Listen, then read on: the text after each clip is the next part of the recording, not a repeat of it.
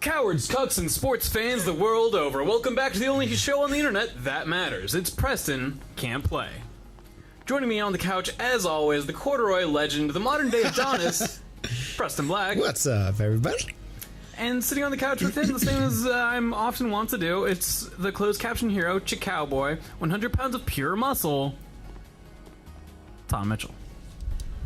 What is good in the hood is, everybody. How are you? How's everyone? We just hung out like 2 days ago, so it seems kind of weird that we're just like back. Yeah, it got a bit late, and so we stopped in the middle of playing Final Fantasy X. Mm-hmm. And to anyone who actually watches the show, I feel like I should apologize because I feel like my energy level completely tanked, particularly in that last episode. I was actually editing those episodes today.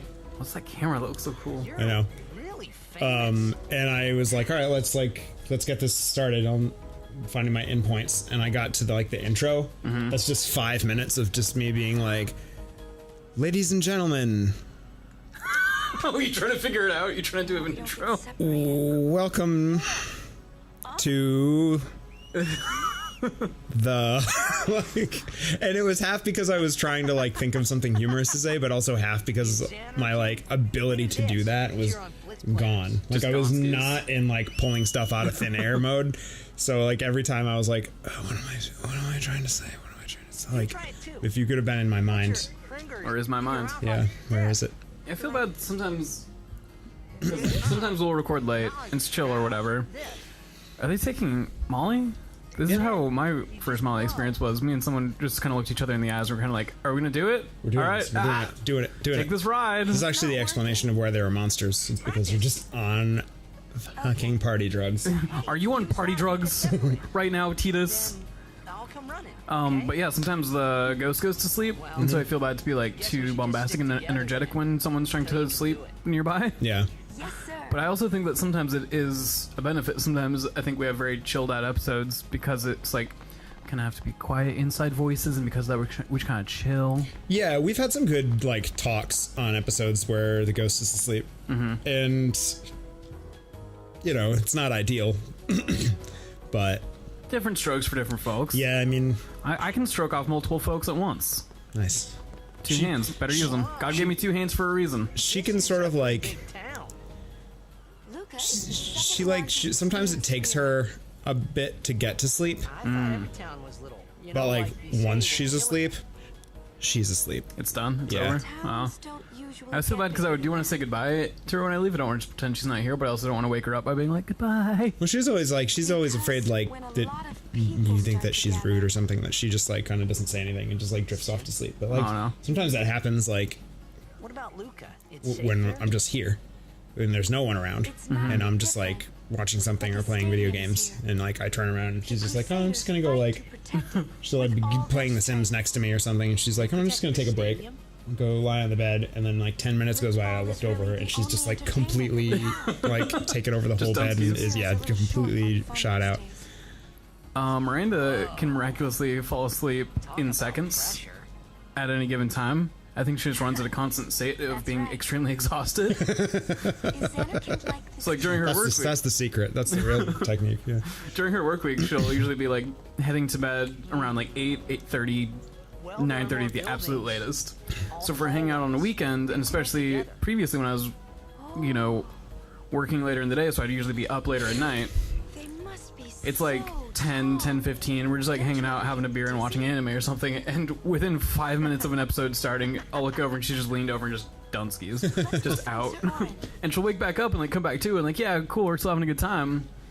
But yeah, also sometimes if we're at my place and I'm working on something on my computer, she'll lay down and pull out her phone, and I'll work on something for 5, maybe 10 minutes and turn back around and she's just done, she's gone. That's fine. And she drools very much too. Maybe she's gonna hate me talking about this. She's not gonna listen, so she'll never know. She drools a lot and very quickly when she falls asleep. So especially when she passes out from being exhausted and sleeps for 5 minutes, we'll come to with just drool down her face. I relate to that. I drool when I'm asleep a lot. Oh wow. Not a lot, but sometimes. It's weird.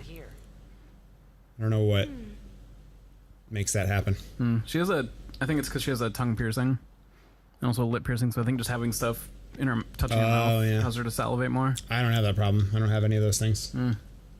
Just sometimes I wake up and just like there's just moisture all over my face. Yeah. It's bad. I hum in my sleep. It's pretty adorable. That is funny. When I was in high school, I had a friend who I would crash at his place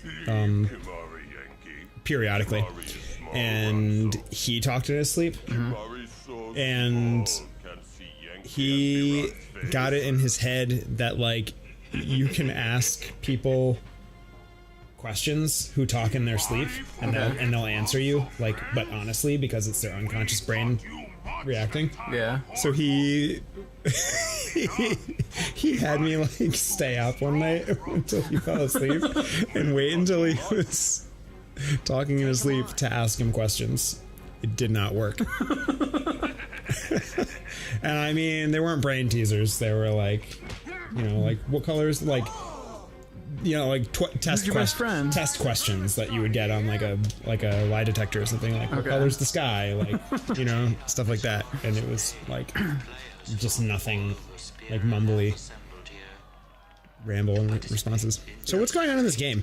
It's been a long ass time. Randall will talk her to sleep sometimes too, but it's just like that where like I'll like shift in bed and she'll just like make a noise about it, and I'll be like, "What's going on?" She's like, "You have to help me." Help you with what? Sunshine. And just like it's just words and then sometimes a full phrase, but it's totally incoherent. That's great. Yeah, I appreciate that. Such is the nature of this contest. But yeah, what is going on? Are we looking for Auron? Yeah, I guess so. We just when we started last session, the first episode of this batch of episodes, we were just finishing up in the town of Kilika, which was our first stop on Yuna's pilgrimage. We have to go on my pilgrimage. Fought Sin for a minute, and then she did her thing. Oh fuck! Is it time to play water ball? It is time to play water ball. She did her thing with her summoning magic stuff, and then we got on a ship and left. And now we're at this place. I can't remember where we are, what it's called, but this was the I think this is actually the next stop on Yuna's pilgrimage, but also the blitzball team that Waka is the coach of has like their first match in like this season. And so the idea, Waka's idea, and the whole, this is sort of like the first big story point, because Waka's pitch was that they could bring Titus here because the team, because someone might know him. Oh, because he also plays blitzball and he's from Xanarkand. So Waka's like, well, maybe there'll be someone from Xanarkand at the blitzball match. This is, you can play this game, but the result is scripted, so you're not meant to win it. Right now, they give you a whole intro. But we're not even playing yet. The game starts, but Titus isn't playing. The pre-rendered cutscenes for this section of the game freaked my entire bean when I was younger. Oh, like the water just filling up in that invisible dome and stuff. Yeah. But yeah, supposedly Auron is here. And this is his reintroduction to the story. And Titus is still wrapping his head around the fact that he knew Auron in his time, but this is supposedly 1,000 years in Titus's future, and Auron is here, so he's confused about that. It's just weird thinking about my first time playing this, and all these graphics were just the most incredible things I'd ever seen. Yeah. I thought Lulu looked fucking cool as hell. I'd never seen a character that had like furs and braids hanging off and shit. Yeah. It's still, I mean, it holds up fairly well. Yeah. It definitely has aged, right? Like it's kind of pointy. And like the like how good a team can they be? That spot on like Luna's lower back where like yeah. Oh, her tramp stamp window? Yeah. I guess. It's kind of like weird and blurry and not. Some of the textures a little blurry. blurry. It definitely like is interesting simultaneously playing this and also playing the remaster of this. Yeah. It's so much cleaner. But, I mean, on the whole, I think it's aged pretty well. I mean, it looks a lot better than some of its contemporaries. I think very soon we're going to see a lot of indie games that start to look like late PlayStation 1 games or early PS2 games. Because I think there's a lot of nostalgia for this era of 3D art, especially in like digital art going on. You think so? I mean, I get the like the market for like 8-bit revival stuff, but like this seems like it's too close to what we just have right now. There's especially it's a little bit stronger for once like PS1 era stuff was more comfortable working in 3D, but there's a lot of artists who are working in that within those constraints instead of the constraints of 16-bit palettes and what the Super Nintendo could render. A lot of people are working in those confines, which is really interesting, and I want to experiment with it a bit too, just how it's a little bit more compressed than what we're used to. What are they? And I've seen a lot of 3D artists working with it, and a lot of They are mostly vulnerable to musicians sampling stuff from like this era of gaming and trying to recapture this whole sound and aesthetic. I think it's coming around. I think within like 5 years we'll see more indie games that look more like this. Okay. That's very interesting. I can even imagine like a revival of like really polygonal like 3D games. But yeah, just like this. I think just we're seems a like little bit past that already. Because like a good example is Hat in Time was very much trying to recapture the look of Banjo-Kazooie and Mario 64, and that just came out like 2 years ago. So I think the next step is going to be adding textures, is going to be adding a little bit more, a few more polygons here and there, and not quite to this level, but yeah, more like maybe the level of Final Fantasy IX kind of thing. I think we'll be seeing more of that. It's very interesting.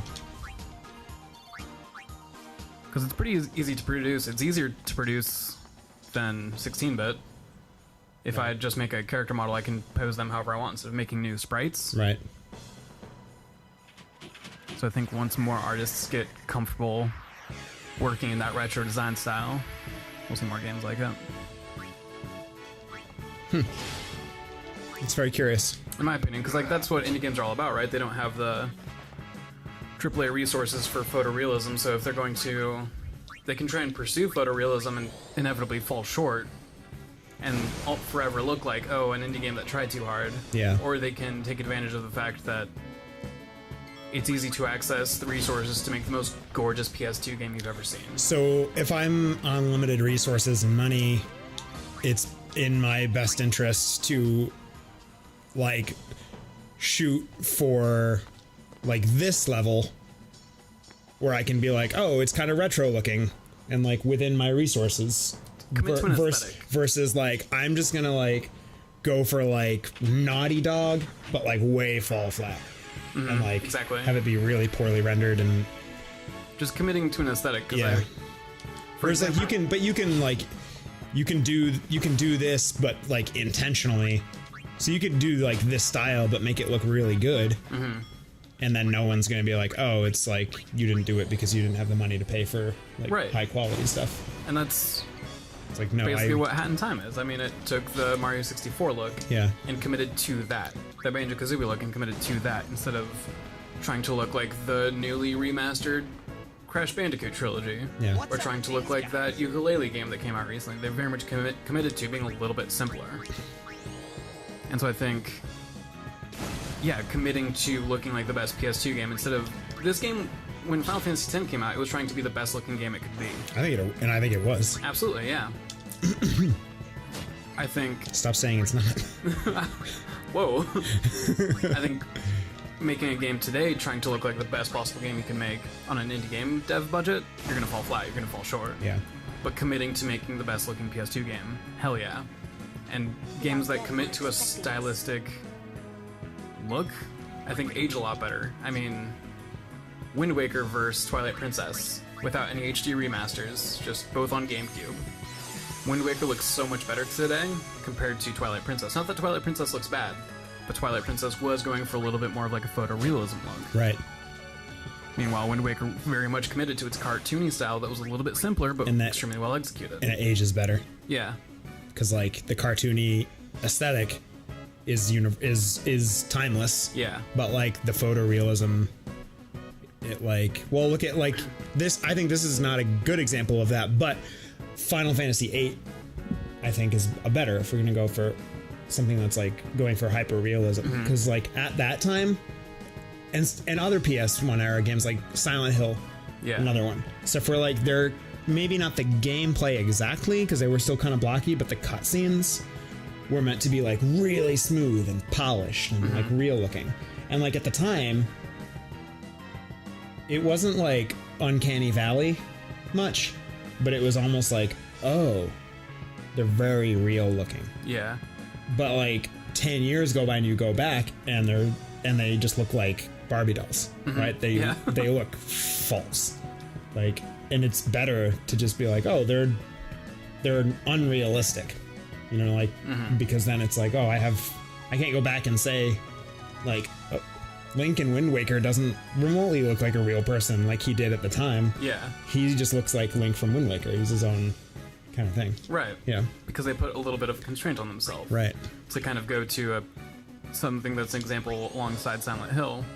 Resident Evil still looks great today because they gave themselves a few more constraints to have the fixed camera angles.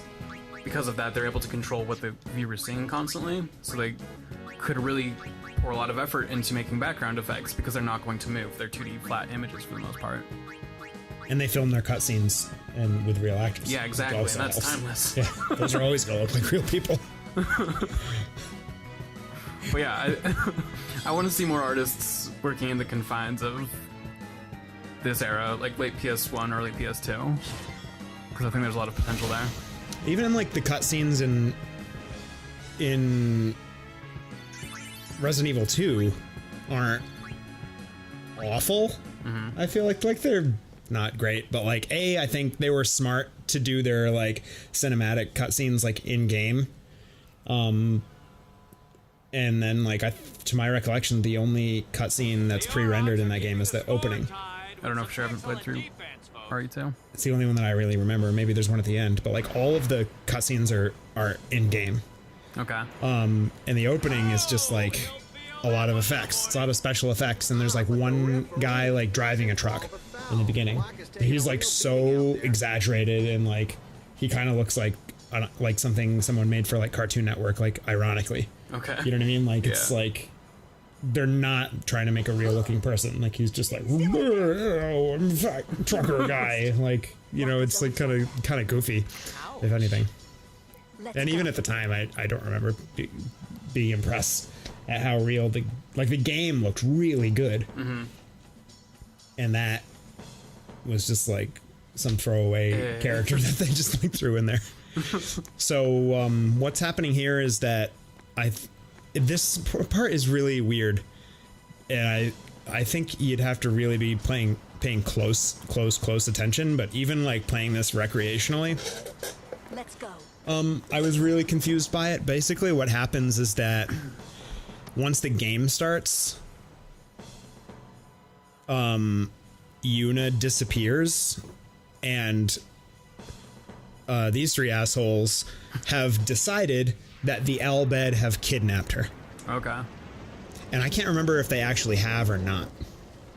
And it kind of plays into like the whole, there's like this, I don't even know how much of a side angle it is for the game, but there's this aspect of the story that is this like huge amount of racism towards the Albed people. Yeah, lots of distrust. Which they're the people who speak a different language that you have to learn, you know,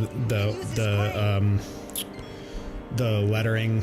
What's the Albed primers? Yeah, I was trying to think of like what the word for that is when like you have a code, but there's like a key letter that like changes it. Junior detective? Yes, you have to find the junior detective. And they're like all machinists and stuff like that. It's because it's like a natural, like mystical, like religious story, right? And so the Albed are not religious. Everything is science. And so all the people who live in this, like, for all intents and purposes, like the Western kind of world where they're very religious and superstitious, are like, oh, the Al Bhed are against God and like all this stuff, and like so it's racist, but it's also like a religious tension kind of thing. Yeah. And like science versus religion. It's very well, as far as I've played, and I haven't finished the game, but to me it's very well executed. But this portion specifically, yeah, they've just decided that like the Al Bhed have kidnapped Yuna for some reason to to distract Waka from the game. I think that their assumption is that the Al Bhed are trying to sabotage the game. Oh, really? Of Waterball that's happening right now, because Waka's team is playing the Al Bhed team right now. Do you want to pause here and pick up on the? I would love to pause on the here next and pick up on the next one. Thrilling installment of prep. Prep. Prep.